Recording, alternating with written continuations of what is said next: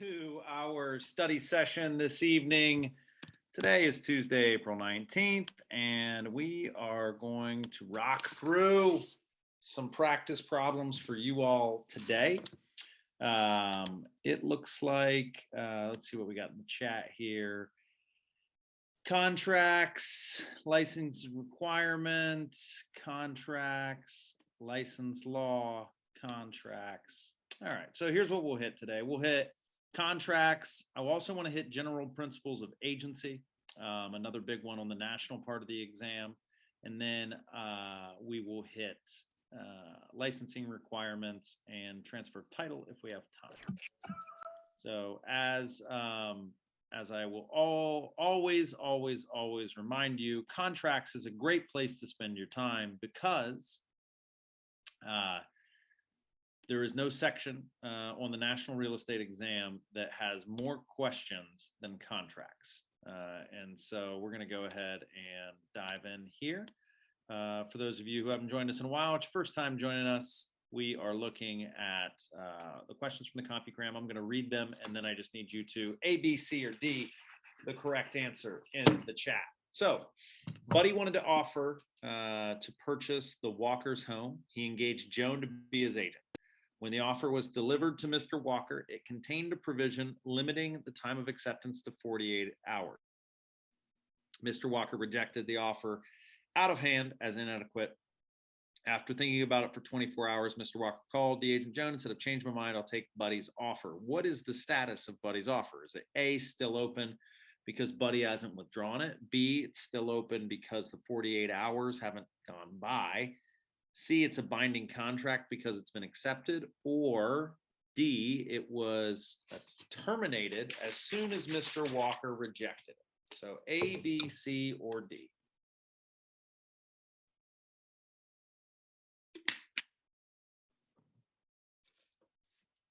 The D's have it, and you are correct. Very important component here when you are representing a client and they receive an offer, a counter offer, any sort of removal of contingency, adjustment, or addendum. You want to make sure they know that, like, hey, if we go back and say no to this, like, it's dead. There is no, playing hardball or whatever is definitely a thing. But like, just know if they say no, the client says, "Oh, okay, never mind." Then they go, "Oh, no, we'll accept it now." Nope, the offer is dead. Question number 2, if Ed purchases a property from Susan by an installment land contract, when will title pass to Ed? A, when the contract has been signed by all parties. B, when the seller exercises a liquidated damages clause. C, when the deed is delivered to the buyer. Or D, when the deed is placed in escrow.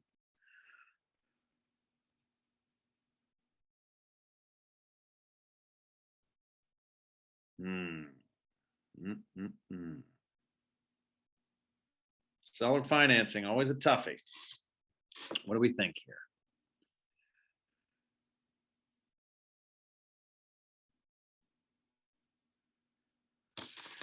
So see some A's and C's in the chat. Go with C, as that's the majority of the answers, and that is correct. So seller financing or land installment land contract means that the seller is effectively playing the role of the bank here, but instead of having a lien on the mortgage, the seller is going to hold deed and title until everything been paid, right? Which, 5 years, 10 years, however long that land installment contract is for, that seller financing is for, title won't transfer until the deed transfers, which is at the end. Listing agent Jill notifies a client that she is bringing her an offer to consider from an MLS agent. On the way to the client's house, Jill receives a call from a buyer whom she has an agency relationship. The buyer wants to see the listing and she agrees to meet him at the house. The potential buyer makes an offer and asks Jill to suggest a price. Jill looks at the offer sent by the MLS agent, suggests a price $500 more. Which statement is true? The broker should be proud of the listing agent. B, the listing agent did exactly the right thing for her client. C, when acting as a dual agent, the salesperson cannot suggest or recommend specific terms. Or D, the listing agent has done nothing, has nothing to worry about. And yes, C is correct, right? What you want to take away from here is when operating in dual agency, right, which she is the listing agent and has an agency relationship with the other client, which means that she is a dual agent. And she cannot suggest or recommend terms, specific terms, prices, conditions, anything to either party in the transaction. She is just navigating the transaction for both. Both are due confidentiality, which saying, hey, offer $500 more because I have access to additional information is not good dual agency. I'll always recommend don't practice dual agency. One side of the deal to somebody else, leave one party unrepresented. Navigating dual agency is more trouble most often than it is worth. Lauren receives an offer on her property and makes a counteroffer. Meanwhile, another offer comes in from another broker. The listing is currently A, withdrawn, B, active, C, pending, or D, contingent.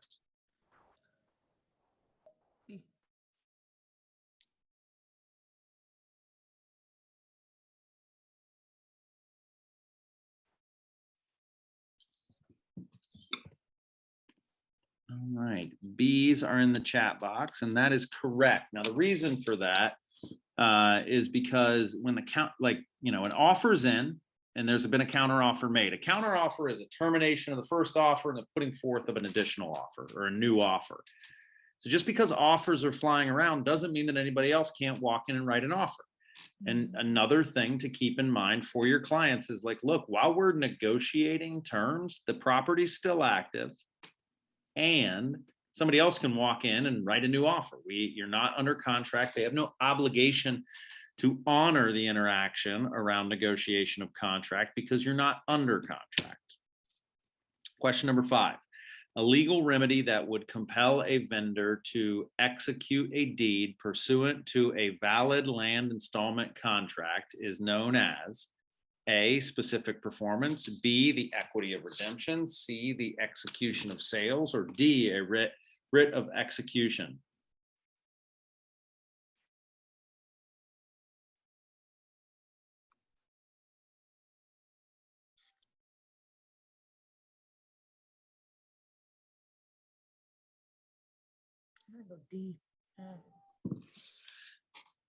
Let's see here. We have some.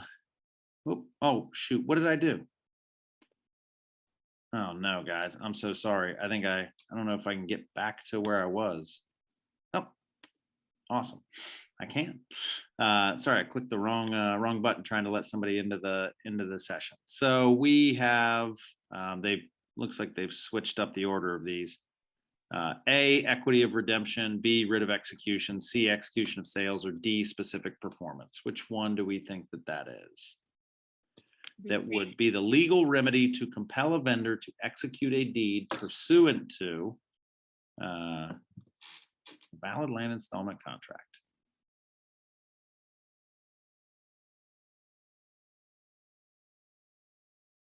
All right, we have a little bit of everything in the chat here, seeing some B's, some D's, some A's, some C's. I think D's are going to win the day, and that is correct. So specific performance is something available to the buyer in a situation like this that would force somebody to perform specifically. That's it.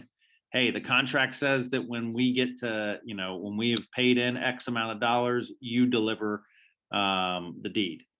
And if they don't do it, then you file for specific performance and you prove that, hey, we've done everything that the contract obligated us to do. Thank you. Give us the deed. Question number 6, a subdivision developer employs agent sued to sell lots. John, a licensed agent, offers to buy lot B3 for $20,000 and a sales contract is executed. However, through a typographical error that no one noticed, the contract is identified as lot D3, which was listed at $25,000. What is the status of the contract? Is it A, enforceable, B, voidable, C, invalid, or D, void?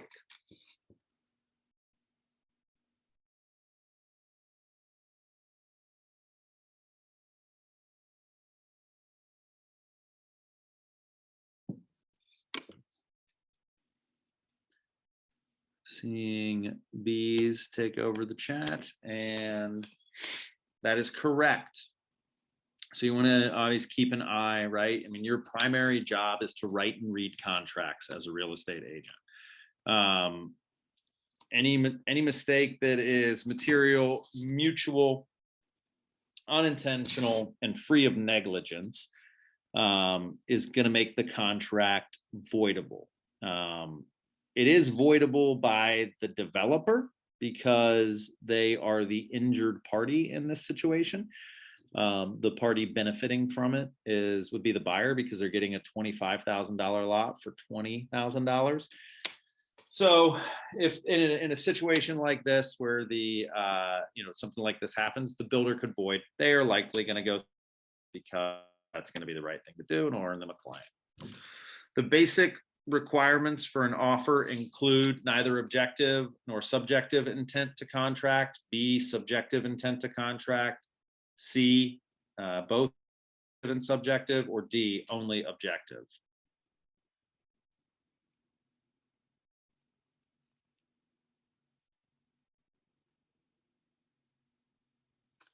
D is correct. It is only going to require objective intent. Subjective means subject to somebody else's. And so subjective things are irrelevant in contract. We only want the objective components that are the cold hard facts. Question number 8. John, a buyer, makes an offer on Mary's home. Mary feels the offer is too low and makes a counter offer. John is not interested in paying more than his original offer and does not reply to Mary's counter offer. 2 weeks later, Mary is desperate to sell and calls John to accept the offer. Does John have to accept Mary's home at his original price? A, yes, Mary signed it. B, no, too much time has passed. C, yes, he's bound by the original offer to accept it. Or D, no, he has no obligation to purchase. Look at you guys, you're on fire. That's exactly right. When the counter offer is laid out, when their counter offer is made, it involves the termination of the original offer. The minds refers to A, the closing of a contract, B, the consummation of a contract, C, consideration, or D, offer and acceptance.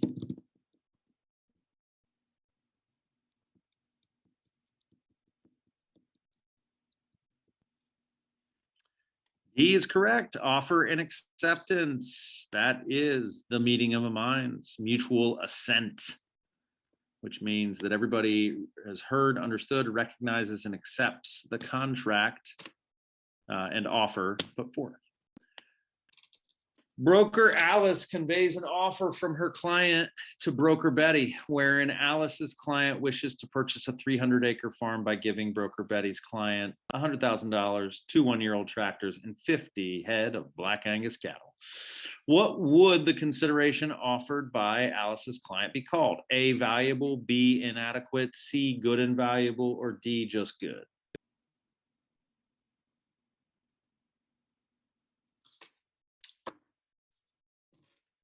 A is going to be correct here, and that is the most important thing.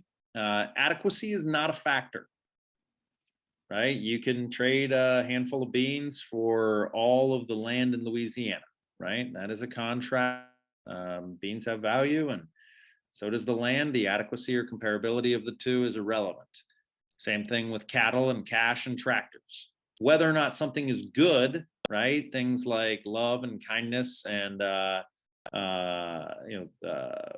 feelings like that are good consideration. They are not required and cannot make a valid contract. So things being valuable is having some sort of value is the necessary component.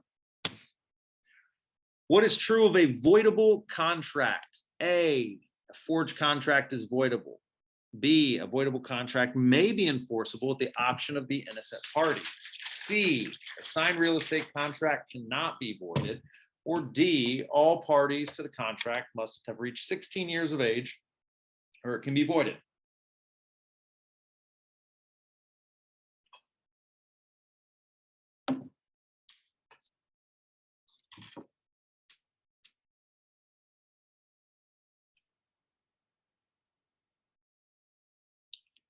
B is correct. The innocent party can void the contract.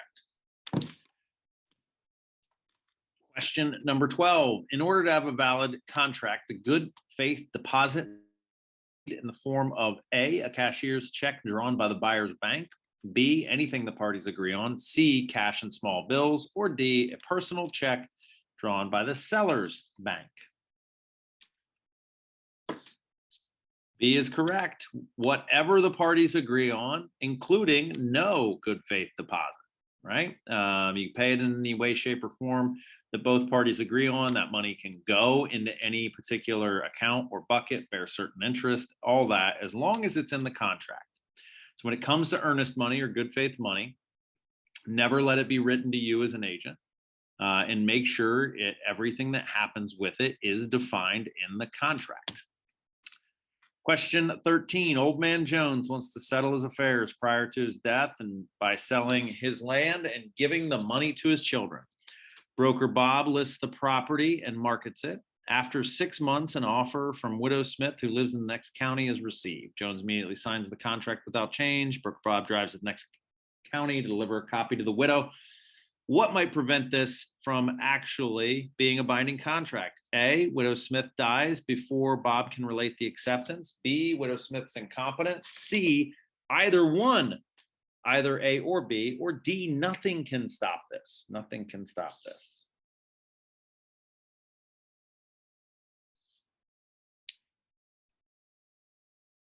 C is correct. If either party dies, it's going to be void, or if one of the parties is incompetent or deemed unable to enter into contract, that's not going to work. Question number 14. The contract law requires which amount of earnest money to be submitted with a sales contract? A, at least $1,000, B, 6% of the offer, C, 10% of the asking price, or D, there is no earnest money requirements to form a contract. D is correct. There are no earnest money requirements to form a contract, but you will likely have a hard time having your buyer have an offer accepted without earnest money. Question number 15. A buyer and seller have agreed to all terms of the contract. Both have signed the document. One party would like to make a change. How can this be done legally? A, it can be changed in any way. It cannot be changed in any way. B, it can be changed by written agreement by the buyer and buyer's attorney. C, it can be changed by a unilateral codicil from either party. Or D, it can be changed by mutual agreement in writing by both parties. D is the correct answer. You will do this a lot. Right, I've done it twice in the last 2 weeks on the same deal because the title company had not finished the title search. So we thought we were closing on the 8th, then we thought we were closing on the 15th. Now we're closing on the 22nd. Quick addendums, right? Both parties agree to move the closing date from 4/15 to 4/22. Yes, everybody signs. It gets added into the contract file and is legal. Great job. Clean slate. Let's go ahead and dive into general principles of agency. This is the second largest section on the national exam, and a great way to pick up some easy points. The other thing that makes contracts and general principles of agency really valuable is they show up in a lot of other questions. And so it really is important to have a strong understanding of the way that the transactions work and the way that all the parties are involved in all the transactions, even if it's a question related to financing, because it'll make it easier to understand the question in total. Question number 1, a broker takes a listing from a seller. In the 3rd month of the listing, the seller had a fatal heart attack. Regarding the listing agreement, which statement is true? A, the broker must disclose if the seller had a heart attack in the listing.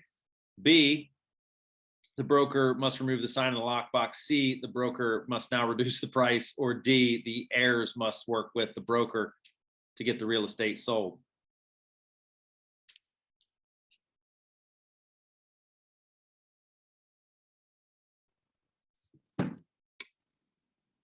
B, contracts terminated once either the broker or the principal, which in this case is the person listing the property, dies, right? So if either of those two parties die, the contract is immediately terminated. And in the event that, the listing agent dies, somebody's spouse dies, anybody other than the broker or the principal dies, the show goes on. Question number 2, Brandon lists a property. Brandon finds a buyer. Is Brandon allowed to write an offer as a buyer representative? A, no, it's against federal trade laws. B, no, an agent cannot collect both commissions. C, yes, if it is specifically written in the offer. Or D, yes, as long as both parties agree. D is the correct answer. Yes, you can practice dual agency as long as it is disclosed. Disclosed dual agency is good dual agency. You can collect both commissions.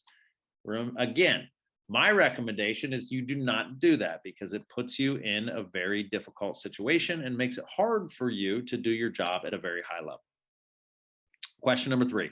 Which is the best example of a special agent? A, universal power of attorney. B, limited agent. C, real estate licensee. Or D, property manager. Which one is a special agent?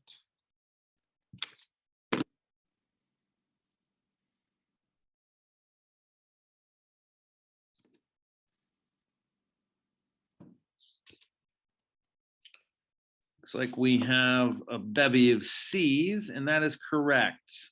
A special agent, not nearly as cool as it sounds, is somebody with very limited authority, and they do one thing. In this case, you help people buy, sell, or invest in real estate. No such thing as a limited agent. A general agent does everything in a particular area, like property management. And then a universal agent has the ability through power of attorney, right? They can pretty much do anything on behalf of the principal.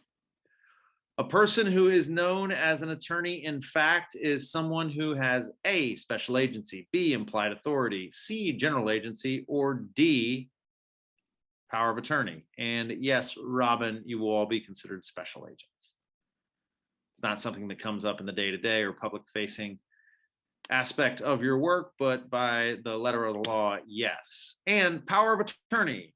Power of attorney is an attorney in fact. And guys, you'll encounter this. It always comes up like, who has POA when somebody's incapacitated. But I have clients all the time that, are out of state and they give the power of attorney and the ability to sign documents and execute, make decisions on behalf of them as a property owner to their parents, their children, whomever. As long as they're 18 years old and the documents are there, boom, you can do it.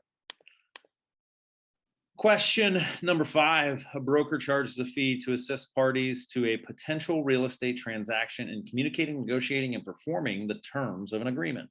Yet the broker is not representative of either party. In this situation, the broker would be defined as A, a buyer's agent, B, a seller's agent, C, a facilitator, or D, a dual agent.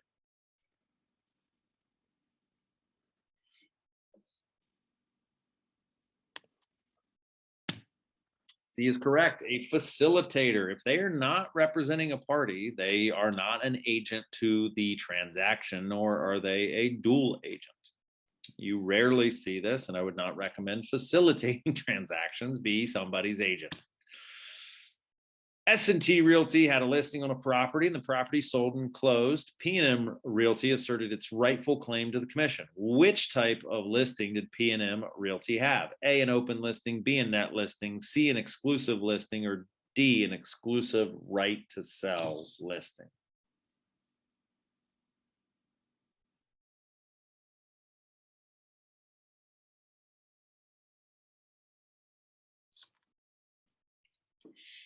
D, an exclusive right to sell listing, is exactly what I would have said.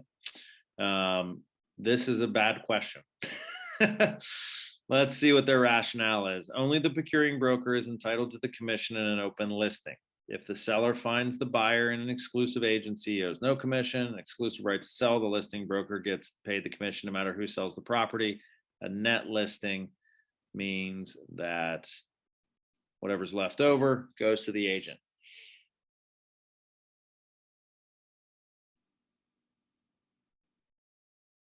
Oh, I see. S&T had the listing. P&M sold and closed the property. So I really don't like the wording of this question, because it would suggest that there are two different listings on this property, which is not going to be possible. So yeah, that's a really poorly worded question. Forget everything that just happened, everyone. A licensee has secured her first listing. The licensee is most likely considered A, universal, B, special, C, general, or D, limited agent.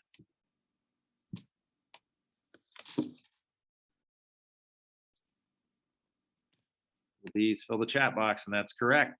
Committed to doing one thing: finding buyers, marketing the home, etc. Special agent. Question number 8. During an initial interview, a buyer signs a buyer agreement with an agent. The agent begins sending his potential buyer some listings from the MLS. The buyer has the agent show a few properties. Then the buyer asks the agent to negotiate on her behalf and prepare an offer. When the agent prepares the offer for the buyer, the agent discloses that he represents the buyer. What type of agency is this regarded as? A, a listing agent, B, a universal agency, C, actual authority, or D, ostensible agency.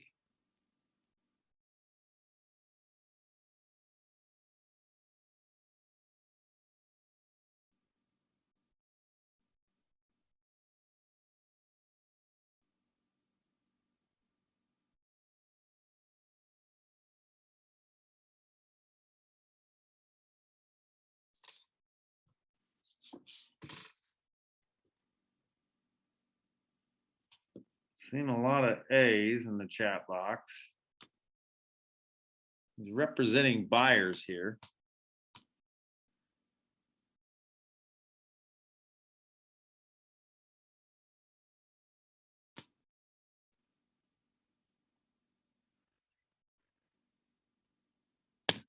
We'll go with C. We got plenty of C's, and that's it.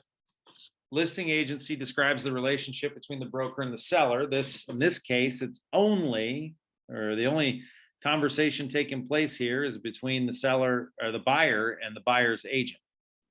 Actual authority is when the principal, through written instrument, gives authority for representation. Again, a poorly worded question, because actual authority would require them. I mean, the assumption is that there's an agency disclosure form being completed when the offer is being written. But just know that, until you get somebody to, sign that says, hey, I'm your buyer's agent, like, you don't have actual authority to operate on their behalf or an expectation that you are representing them. So again, the takeaway here on this question in the real world application is always make sure you sign a buyer broker agreement to get actual authority as early as possible in the transaction. An agency relationship created through a listing contract can be terminated legally without recourse under what circumstance? A, when the buyer dies. B, when the salesperson becomes mentally incompetent. C, when the listing broker dies. Or C, when the listing salesperson dies.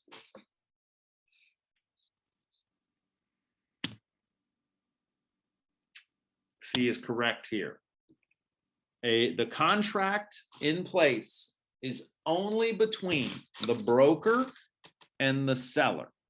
So if either one of those parties die, the transaction, the listing, is terminated. B, while listing agent is showing a rental property, it becomes clear that the buyers are about to disclose a confidentiality. They recently won a large settlement in a personal injury case and have unlimited funds to spend on the property. The agent should tell the buyers before showing the property not to disclose any confidential information. B is a dual agent, so it is okay that the buyers tell them this information. C owes no duty to disclose to the buyers any relationship between the agent and the seller.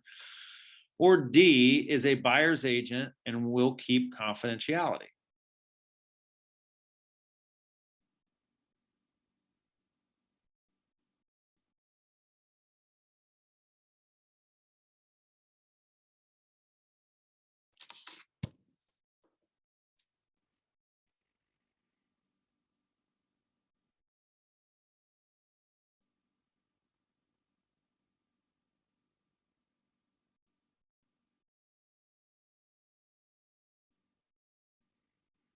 And these are some really poorly worded questions on today's. Seeing some D's, some A's, and some C's. Looks like we got more A's than anything else, so we'll go with that. As the buyers are about to tell the sales agent a confidentiality or confidential piece of information, the agent should tell the buyers before the home is shown that they represent the seller, and that all confidential information disclosed to the agent will be told to the seller. In this question, the agent is a listing agent unless there is a disclosure unless there is a disclosure that the agent is a dual agent, the presumption is the listing agent represents the seller. So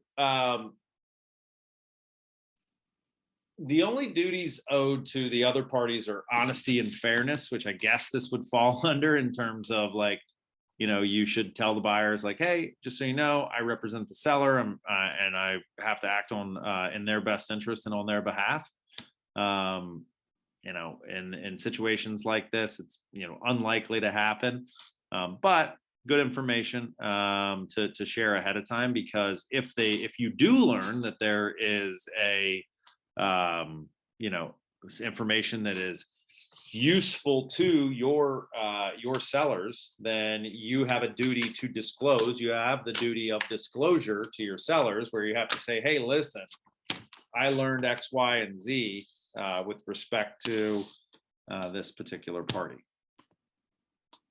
Sorry, guys, there's some bumpy questions in there, some poorly worded ones as well. So let's hope we avoid anything like that on the test. Transfer of title was the other one that we wanted to get to. And then I think we had one more that I said I would. This is only 5 questions, should be able to cook through it. Question number 1, once a person has gone to the courthouse and reviewed all documents pertaining to the property that he intends to buy, he is said to have A, ad valorem notice, B, constructive notice, C, caveat emptor, or D, actual notice.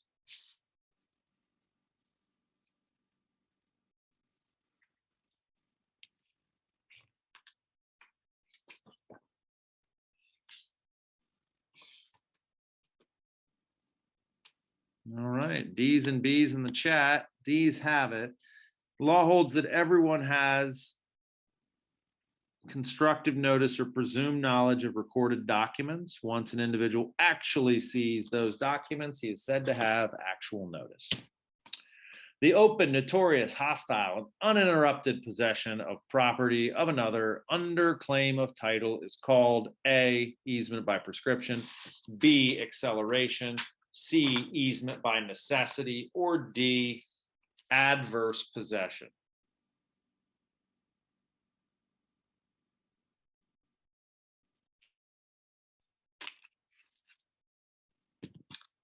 D, adverse possession, by far the coolest sounding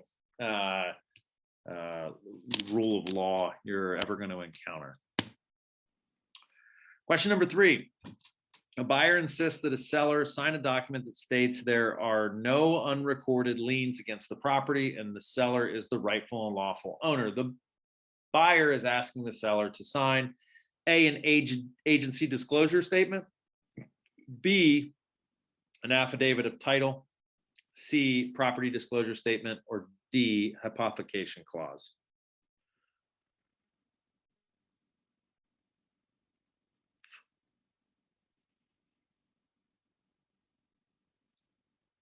B is correct. It is the affidavit of title, which is a sworn statement to those things above, that they are the lawful and rightful owner and there are no other liens.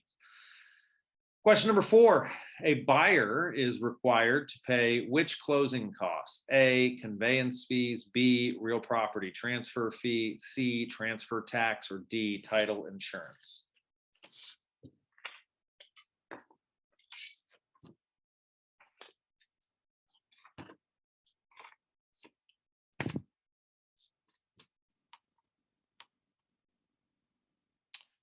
like the D's have it, and that is correct. Conveyance fee, transfer tax, and real property transfer fees are all the same thing.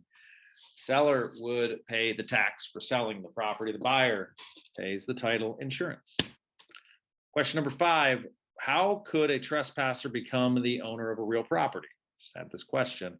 A, easement appurtenant, B, affidavit of title, C, easement by prescription, or D, adverse possession. D, again, open, hostile, notorious, and uninterrupted occupancy for adverse possession for the win. All right, back to the main page. Scroll to the top here, see what else we wanted. Contracts, licensing requirements were the next one. That's going to take us into the state realm. So let's go ahead and scope that out.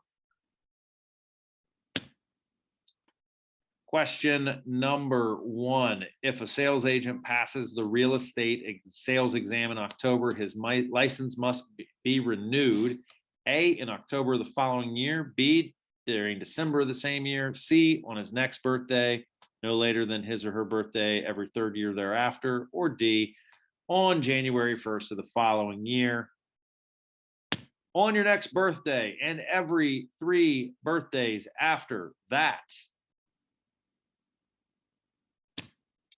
Question number 2, a sales agent passes the exam on October 1st and his license is issued on October 4th. His birthday is October 10th.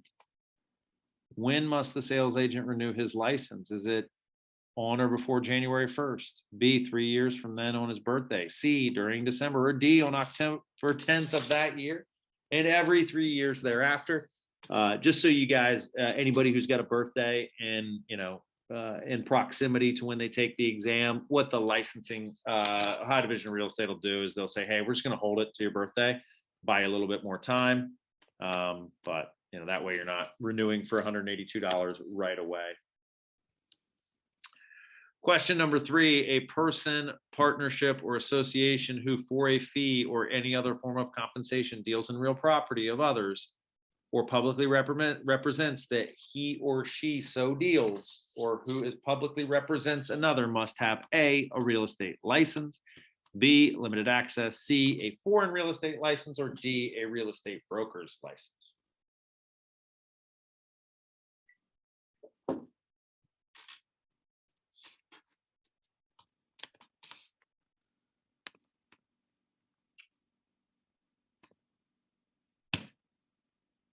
Sorry, I went with the A's. It looked like we were pretty well split between the two, but D is the correct answer.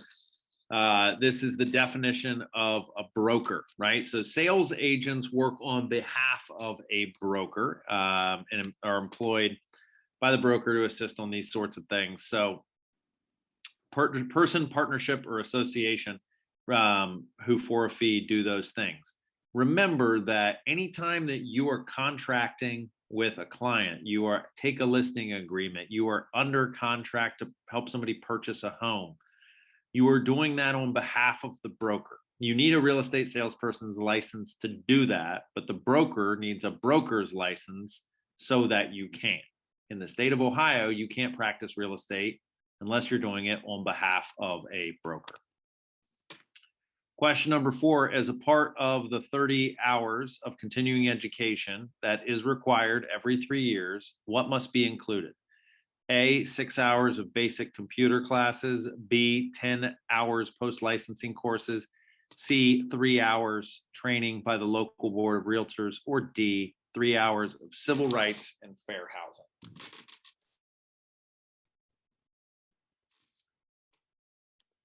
D is correct. 3 to fair housing, 3 to ethics, and 3 to core law, 21 elective. As a part of our brokerage, guys, show up, attend the trainings. We do a CE probably 8 months out of the year of anywhere from 1 to 6 hours in credit, which will allow you to take advantage of getting your 30 hours just by showing up to the office. Question number 5, a person who in association with a broker receives a fee or some other compensation for the selling, listing, leasing, or exchanging of real property must have a Ohio real estate sales license, B, an Ohio real estate broker's license, C, a foreign license, or D, a limited license.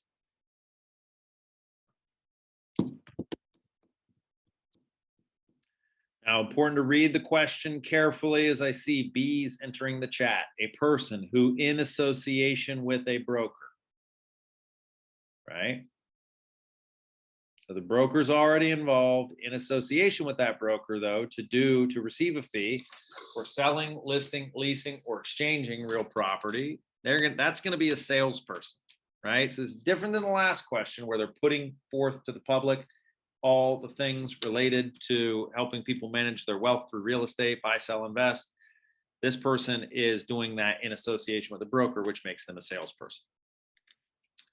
Question number 6, what would cause a real estate sales applicant to be denied permission to sit for the Ohio real estate exam? A, arrested for a bank robbery, B, a parking ticket, C, being over the age of 65, or D, having violated any civil rights law regarding real estate within the past 2 years.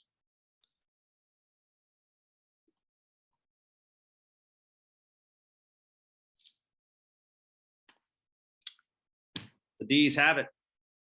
You can rob a bank and be a realtor, but infringements on civil rights law are going to be the issue. An arrest or an indictment is not the same as a conviction. And even with a criminal record, they will grant exemptions. Probably not for bank robberies, but for a lot of other things. To be eligible to sit for the Ohio real estate sales exam, a person must A, have not sold a home within the last 2 years, B, be under the age of 65, C, be an Ohio resident, or D, be honest, truthful, and of good reputation.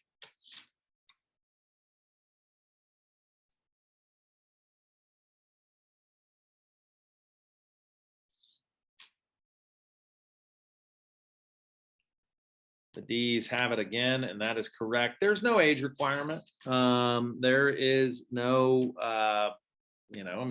you can have sold your primary residence within the last couple of years.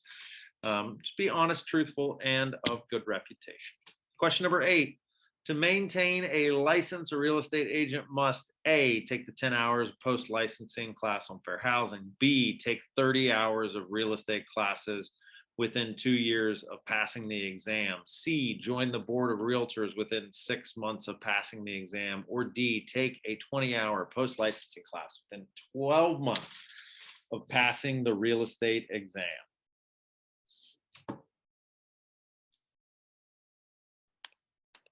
It used to be 10, now it's 20 hours of post-licensing education. If you took your classes through Hondros, those are likely included with the package that you bought. Question number 9, in order to sell a cemetery plot, an agent must possess A, none of these, no license is required, B, a limited license, C, a foreign real estate dealer's license, or D, an Ohio real estate license.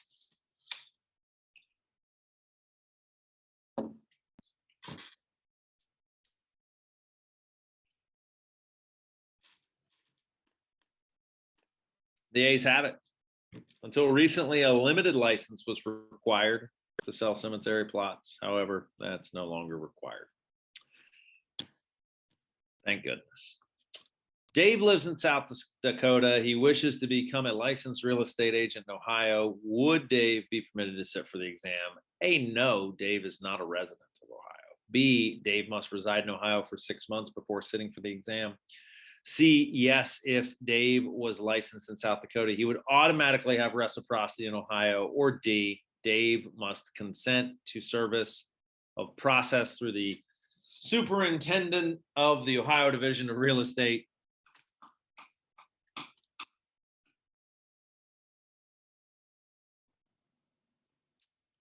Yeah, D is correct. You don't have to reside in the state. The only state residency requirements are for reciprocity. You have to be residing in Ohio to receive reciprocity from another state, which means, hey, if I was licensed in Oklahoma and then I moved to Ohio, Ohio will give me a real estate license because I was licensed in Oklahoma. But you don't just get one automatically. Here's the thing. In the last 3 months, I've had people from California and New Jersey, both who have residencies in those states, but travel to Ohio regularly, get real estate licenses in Ohio. So all you have to do is go through the process like anybody else, take all the classes, 120 hours, it's all the same, all the same. All right, guys, we're going to try and sneak in one more. What did you guys want? Let me go back to the top here. Contracts, commission and mortgage points, license requirement, transfer of title. We already hit that one too. Trying to think. Well, let me see here. Somebody said commissions and somebody said mortgage points. So Robin and Kevin, you guys give me a little bit more color on what you're struggling with there, and I'll just sort of riff on those for a couple minutes, take us to the top of the hour, and we'll all get on with our week, which apparently involves snow.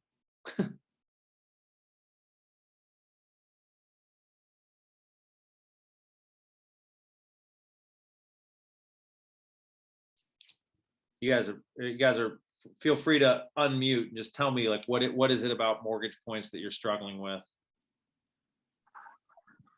Okay, so for mortgage points, I was wondering like how can I calculate mortgage points? Like I had like questions in my practice exam that would say like you put down $10,000 and then such and such will cover 3 points. So it's 3 points like is one mortgage point 1%, and then basically 3 mortgage points 3%. That's what I'm trying to figure out. There are two types. There are two times that you're going to hear points, right? And paying points on a mortgage is the cost, and that's 1% of the loan amount. And then getting points on a mortgage or getting mortgage points, there are 8 points to 1%. So if somebody says, hey, yeah, you're gonna get 3 points on your interest rate, that's 0.3% or 0.375. 1 point on your interest rate as it relates to interest is 1/8 of 1% or 0.125. When you're paying points, and the cost of a point is 1% of the loan amount. So that's the two times that you're going to hear points are going to be related to paying and then related to a reduction in interest rate. The reduction in interest rate equal to 1/8 of 1%. Paying points, it is equal to 1% of the loan amount, not the total amount, but the loan amount. Right, so you buy $100,000 house and you take out a loan for $80,000 to do it. The cost of a point is 1% of 80,000. The point is worth 1/8 of 1% of interest. Gotcha. Does that make sense? Great. And then somebody had a question about commissions. What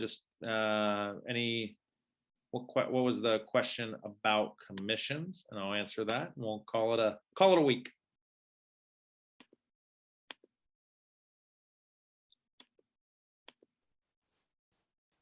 See if they're even still on here. Kevin Page, calling you out. No questions. All right, easy enough. Well, gang, that's going to take us about 5 minutes before the top of the hour here. Thank you all for being here. A couple quick housekeeping items. If you have scheduled your exam, please make sure we know what date you're scheduled for. If you have not heard anything from the Ohio Division of Real Estate, please reach out to me.